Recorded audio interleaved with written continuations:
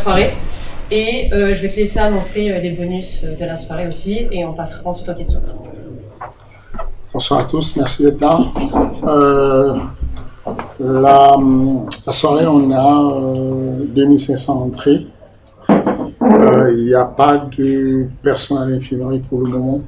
Je ne sais pas comment ça va finir pour le jeune anglais. Je pense qu'il a eu des contusions fortes sur la jambe, mais pour le moment, il n'y a pas de rapport où on dit qu'il est à l'infirmerie ou quoi que ce soit.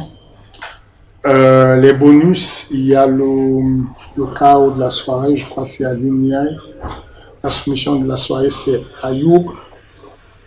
Ayoub, est-ce que j'ai son nom de femme? Ayoub Kawa. Et puis, bien sûr, le combat de la soirée, c'est le main event. Vlad Goutu contre monsieur Virginuka.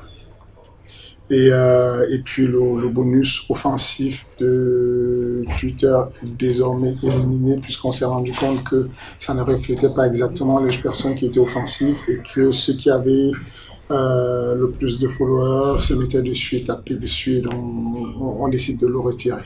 On va juste valider ceux qui sont offensifs dans l'octogone. Voilà. Les questions?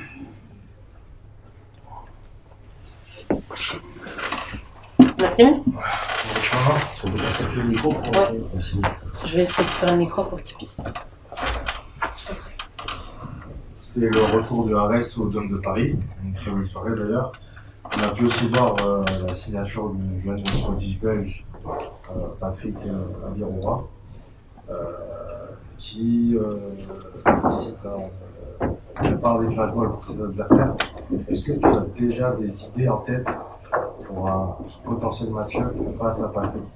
On sait qu'il y a une rivalité avec un autre Français et que les deux cherchent à s'affronter. Est-ce que potentiellement ça pourrait se faire?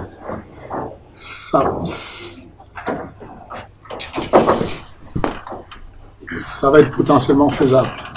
Ça va être bonsoir Nassim. Ça va être potentiellement faisable le combat entre Axel Alfondao et puis monsieur Patrick Abiroura. Maintenant, il faut voir avec les managers, faut qu'ils s'entendent. On n'en est pas encore là. En tout cas, je pense pas que ce sera le premier combat de Patrick. Je pense qu'il y a un autre combat prévu, mais je ne peux pas encore vous dire le nom. C'est avant une discussion. Ça serait pour quand le premier combat de Patrick? En juin. En juin. Ouais, le 14 juin. Question suivante. Andrea, je t'en prie. C'est bon.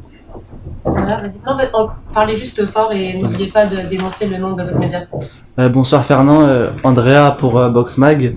On a vu que l'Ares 22 avait été annoncé pour Aix-en-Provence. Je voulais savoir si toi personnellement, est-ce qu'il y avait une ville où tu voudrais aller en France? On aimerait aller à Lille, on aimerait faire Marseille, on aimerait faire Bordeaux. Mais pour le moment, la première étape, c'est ça, c'est Aix. C'est déjà pas mal. Ok, d'accord. Question suivante. Pierre pour Sense TV, j'ai envie de poser une question par rapport à Arès Studio. Est-ce que c'était une réussite? Est-ce que vous allez reconduire? Ou est-ce qu'il y a encore des tests entre guillemets de ce format? Ou c'est quelque chose qui va s'ancrer dans la durée? Arès Studio, ça va rester. Ça va pas bouger, ça va rester. C'était bien, c'était une belle expérience. Ça va continuer. Une centaine de personnes qui sont dans une expérience immersive. Et puis, ça nous suffit pour avoir un peu plus de contenu pour la télévision. Et en termes de proportion, si du coup on a des événements qui se passent en dehors de Paris, on a certains au Dôme de Paris et les Arès Studio, au niveau proportion, on en aurait encore combien à Paris, entre guillemets le Arès classique, au Dôme de Paris sur une année complète par exemple? Je pense qu'on va tourner autour de, rien que sur le Dôme, je pense que là on est 4 en moyenne. Ce qu'on essaye de faire, c'est 2 événements avec public pour un événement en studio. Merci. Bonjour Fernand, je suis aussi pour Gong. Linaté est désormais en 5 victoires d'affilée à l'ARES. J'imagine que tu sais la question que je vais te poser. Est-ce qu'il y a un prochain title shot qui est prévu pour Youssef? je préfère ne pas en discuter, faire des match make-up comme ça, des match-up comme ça de tête vite fait à la fin de la soirée. Il est potentiellement éligible pour un title shot, mais il faut y réfléchir avec toute mon équipe, avec tout le monde et voir ce qu'on peut faire. Fernand, Gérard André pour Républicain de l'Essonne. Je vais revenir sur le thème des salles. Est-ce que en Ile-de-France, à part le Dôme de Paris et la Restitution, est-ce qu'il y aurait ailleurs où vous aimeriez aller? L'Adidas Arena, on a déjà réservé 2 fois l'Adidas Arena. Oui. Donc là, bientôt ça va être annoncé. Ok. Dans l'Essonne, non, le Grand Dôme de Villeboron ou les arrêts de Léry, ça vous intéresse pas? Tu forces un peu, c'est dur. On va y arriver un jour. Dans l'Essonne, on va y arriver. Vraiment, j'ai rien contre l'Essonne. On va y arriver un jour. Prenons le temps de construire ailleurs. Merci, Fernand. Question suivante. Bonsoir Fernand, Alexandre Miller pour la sueur. Culte de Vlad Boutou, il vient de faire une performance originale. Quel est son avenir dans l'organisation? Je vois la signature, là tu ne te mouilles pas quoi. Original, sa performance. Bon, on respecte quand même les athlètes. Non, j'ai un immense respect pour Vlad Boutou.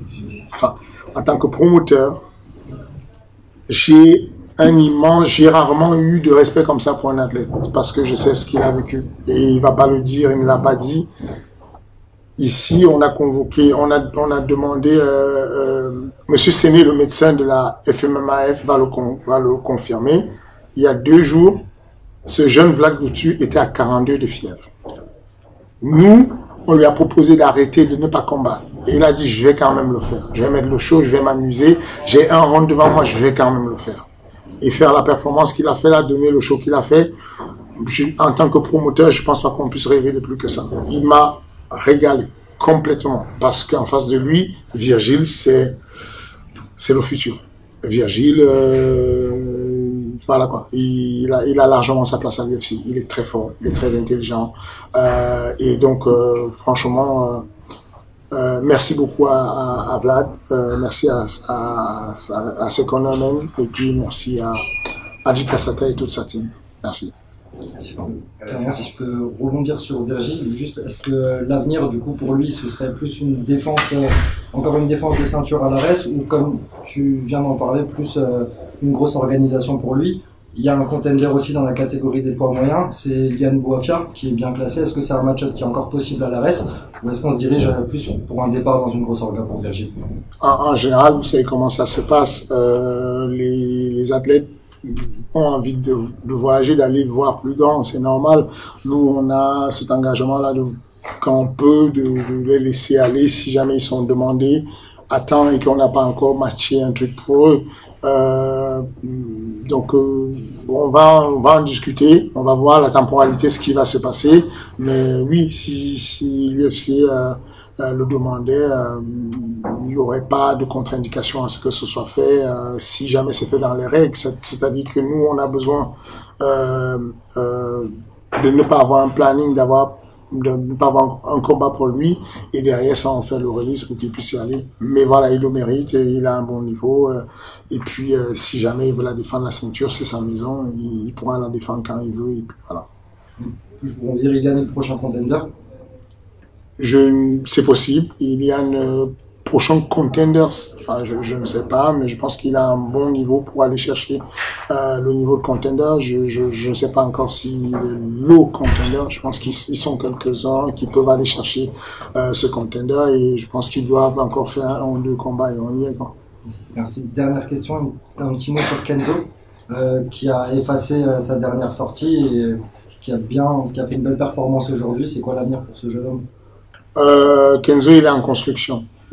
Faut pas s'enflammer, il n'y a pas de gros avenir tout de suite. C'est un jeune qui est extrêmement talentueux, mais talentueux dans le style, comment je vais dire, c'est un artiste en fait.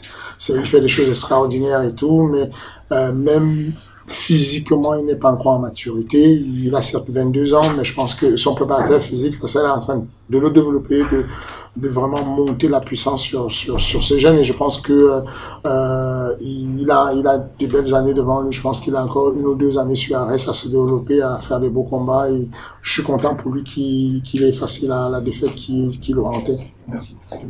Fernand, lors des précédents Arès, tu avais dit qu'un grand nom du pied-point était attendu à l'Arès, c'est ce que j'avais retenu, qu'il allait combattre en main event. Est-ce que c'est toujours d'actualité? Est-ce que tu peux nous en dire un peu plus? Non, ce n'est plus l'actualité. Dernière question. Une question à propos de Rizlen Zouak. Je voulais savoir s'il y a un prochain combat de prévu, bientôt ou pas bientôt, qui va inclus. Le matchmaking lui a proposé. On a proposé un combat, je sais pas. On va lui proposer un combat bientôt ou on l'a proposé un combat, je ne sais pas. Mais en tout cas. Non, lui a proposé un combat. Voilà. Donc on ne sait pas encore. Dès qu'elle est disponible, elle pourra combattre. En tout cas, elle est encore là. Ok, merci. Guillaume, pour la soeur, il y a eu la signature de Patrick Abiroa. Est-ce qu'il y a d'autres grosses signatures sur lesquelles vous travaillez actuellement? Et des grosses annonces à venir aussi? On a surtout l'annonce il y a des signatures qui arrivent. De grosses signatures encore, ce qu'on définit comme grosses signatures. Mais surtout, il y a le message de comprendre qu'on passe à un autre niveau. On va accélérer les choses. On a des moyens d'accélérer les choses. On va passer à autre chose. S'il y a des jeunes là-dehors si parmi vous, il y a des bons combattants et vous hésitez sur vos carrières parce que vous estimez que vous n'êtes pas dans la bonne organe ou que vous n'êtes pas bien payé, faites-nous signe. N'hésitez pas à faire nous signe, on est agressif, on veut des talents. Donc, n'hésitez pas à vous pointer. Merci Fernand. Merci. Merci. Merci.